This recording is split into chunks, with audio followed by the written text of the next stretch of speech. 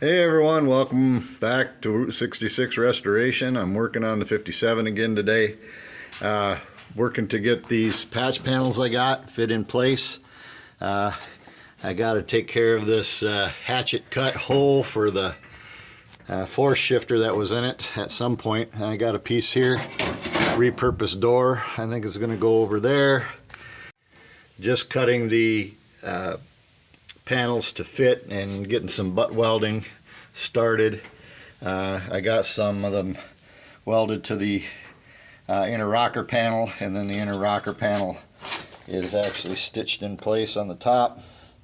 Along there you can see the stitches.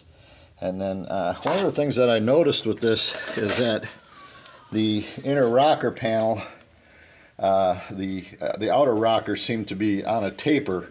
So it was like tight at the one end where they weld it in the fixture, and then the other side it gets wider and wider and wider, so it didn't line up with the inner rocker panel on the bottom side. So what I had to do is I had to put a big clamp over top of this rocker and kind of squeeze it together, and then drill holes in it and plug weld it as I went along.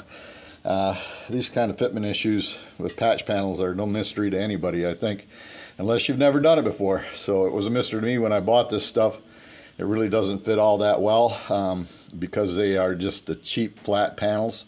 So if you're going to buy 4 patch panels, buy the little bit more expensive ones. Don't buy the cheap ones. Make sure they have the radius up here in the corner by the toe board, and then maybe everything else will be halfway proper as we go through this. So anyhow, that's what we're working on today, and we're getting her attacked and tacked in, and be nice to see some floorboards in this thing.